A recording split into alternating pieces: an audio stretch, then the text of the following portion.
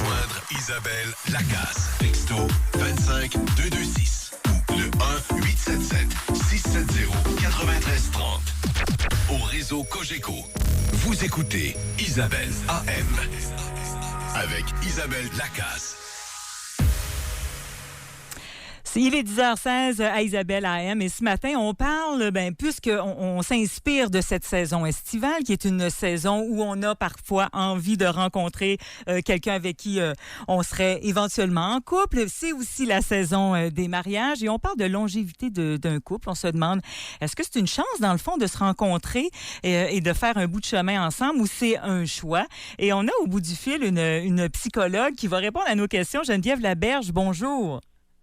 Bonjour à tous. Bonjour. Depuis le début de l'émission, je pose des questions à nos auditeurs qui s'empressent de nous téléphoner pour me raconter leurs belles histoires de couple. Il y en a que ça fait extrêmement longtemps qu'ils sont ensemble, d'autres quelques années seulement. Et on se pose la question, il y en a qui sont pas d'accord du tout avec l'idée qu'il y aurait une part de chance dans le succès d'un couple, dans le succès de se rencontrer au départ. Est-ce que vous croyez, est-ce que c'est trop ésotérique de penser qu'il y a de la chance de se rencontrer encore de nos jours?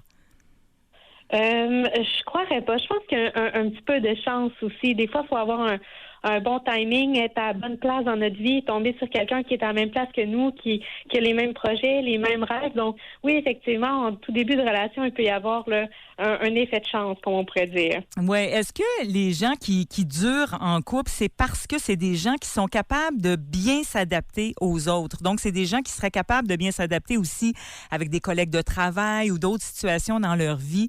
Est-ce que ça prend ça pour que ça dure longtemps en couple?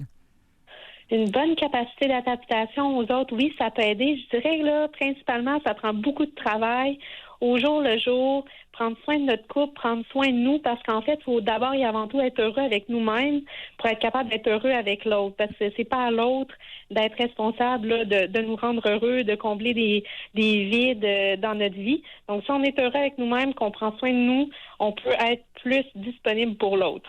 En début d'émission, je relatais une étude américaine, mais il y en a toujours plein d'études, puis des fois, il faut y aller avec parcimonie là, dans les études qu'on lit. Là.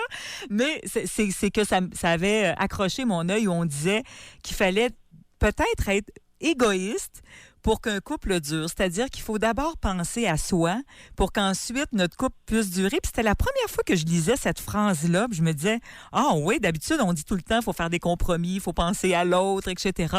Faut-il être égoïste un petit peu pour qu'un couple fonctionne?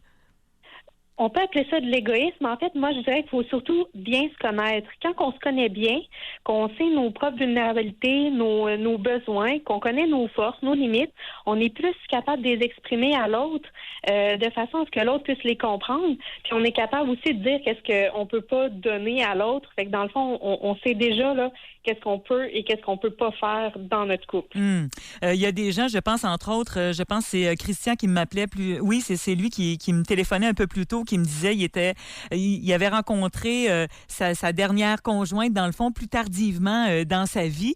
Puis il disait, c'est vraiment pas toujours facile. Puis je trouve que des fois, on a envie d'être avec la personne, mais on a encore la pensée magique que ça doit être facile, un couple. Est-ce que, je sais pas, vous le voyez peut-être dans votre pratique, mais est-ce qu'on a encore cette pensée magique-là qu'il faut qu'il y ait une facilité toujours, tous les jours?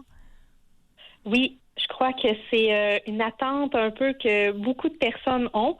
Peut-être plus des fois en début de relation avec des jeunes couples que je peux voir, où est-ce que là, quand les années passent, on a enfilé une couple de relations, on voit que finalement, ça prend du travail. Mais beaucoup de gens, même avec l'âge, ont tendance à avoir l'espèce d'attente démesurée qu'il faut les petits papillons au début, que quand on est avec la bonne personne, on n'a pas besoin de mettre beaucoup de travail, que ça vient tout seul, qu'on se comprend tout seul, que l'autre va nous décoder alors que c'est parfaitement faux, là. Ça prend beaucoup de travail en couple pour que ça puisse durer puis pour qu'on puisse rester heureux. Parce que c'est pas vrai que l'autre va lire dans nos pensées.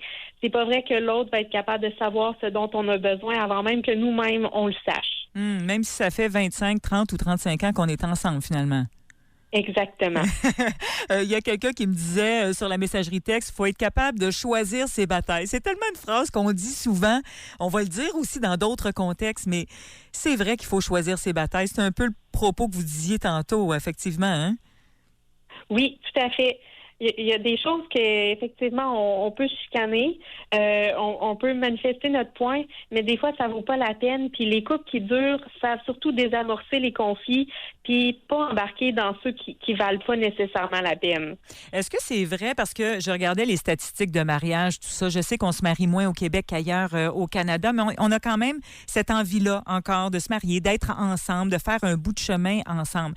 Est-ce que les jeunes couples se séparent toujours autant? Est-ce qu'on est capable maintenant qu'on le sait, là, que ça prend du travail, qu'il faut mettre de l'eau dans son vin, est-ce qu'on est capable de rester un peu plus longtemps ensemble aujourd'hui où les statistiques sont encore désastreuses? Moi, en fait, je mettrais un bémol là-dessus parce que j'ai tendance à voir aussi la séparation des fois comme quelque chose de très positif. À un moment donné, on arrive dans un stade, dans un couple où est-ce que finalement on n'est pas rendu à la même place, on veut plus les mêmes choses, ça fonctionne pas. Puis dans ce temps-là, moi j'ai comme idée que c'est quasiment mieux, même des fois pour les enfants, c'est mieux qu'on se sépare, qu'on reste dans une relation qui est parfaitement malsaine. Okay. Donc, étant donné que j'ai cette croyance-là, c'est sûr que quand je travaille avec des couples qui se questionnent sur leur avenir, puis qui en viennent à un point où est-ce qu'ils disent ça serait peut-être mieux qu'on soit séparés, mais des fois, le constat, le meilleur constat à faire, c'est effectivement de se donner le droit de se séparer puis de vivre quelque chose de plus heureux, soit séparé, soit avec une autre personne à plus ou moins long terme dans notre vie. Je regardais là, sur votre site Internet parce que vous avez sorti un livre il y a quelques années, je pense que ça s'appelle « Les fondements de la psychologie du couple ». Mais quand on lit le résumé puis on va voir la table des matières, on comprend que, puis j'imagine que vous n'êtes pas seul, mais on commence à penser au couple de façon plus scientifique depuis quelques années. Est-ce que c'est vrai? Oui, tout à fait. Il y a de plus en plus d'études là qui sont faites sur différents thèmes, surtout les thèmes d'attachement, les thèmes aussi sur la sexualité, l'arrivée d'Internet, les rencontres par Internet. Est-ce qu'il y a des différences? Tout ce qui est de l'ordre de l'infidélité par Internet aussi, c'est des sujets qui sont quand même pas mal étudiés là, ces temps-ci. Donc, ça veut dire que, on le sait, le couple évolue, mais il évolue à cause de notre nouvelle façon de vivre, par exemple, avec les réseaux sociaux. Il faut comme le repenser, ce couple-là, un peu, ou en fait, l'étudier autrement, peut-être?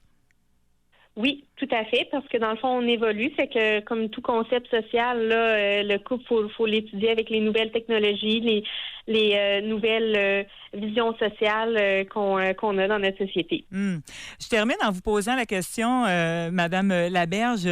Encore une fois, vous le savez, j'ai lu plein d'articles, puis là, je le sais, il faut en prendre puis en laisser quand on parle du couple. Il y a beaucoup d'affaires qui se disent. Mais puisque vous parliez de divorce tantôt, la notion d'un couple heureux, finalement, ce que j'essaie de dire, c'est qu'on a encore la notion de dire si on est en couple, on doit être heureux. Puis même si je suis pas heureux, au moins je suis en couple, je vais rester en couple. Cette notion-là, elle nous quitte tranquillement pas vite. Est-ce que les gens comprennent que être heureux sans être en couple, c'est un gage de réussite? Longue question. Je me suis perdue dans ma question, mais comprenez-vous ce que je veux dire? Oui, en fait, idéalement, moi, ce que je souhaite, c'est que les gens soient heureux avant tout, qu'ils soient en couple ou qu'ils soient célibataires. Fait que si, c'est ce qui m'arrive de plus en plus en thérapie individuelle, en thérapie de couple, les gens viennent me consulter puis ils font des constats sur leur couple que, finalement, ça marche peut-être plus. Ben, effectivement, il y a une réflexion à faire puis mieux vaut être heureux seul, quitte à retomber dans une relation qui va mieux nous convenir quelques années plus tard que de rester dans un couple qui nous convient pas, puis d'enseigner à ses enfants qu'on peut être dans des situations qui nous conviennent franchement pas dans la vie, mais qu'il faut les tolérer. Tu sais, ça, c'est pas des enseignements qu'on veut donner à nos enfants. Fait que mieux vaut, dans le fond, quitter, puis être mieux avec soi-même, mieux avec les autres autour de nous, que de rester dans un couple qui est malsain. Geneviève Laberge, je vous remercie beaucoup d'avoir pris quelques minutes pour nous parler ce matin. J'aime toujours ça, avoir un ou une spécialiste pour nous parler à l'intérieur de notre tribune téléphonique. Passez une excellente journée. De rien, ça m'a fait plaisir et une belle journée à vous aussi. Merci, bye-bye. Merci, au revoir.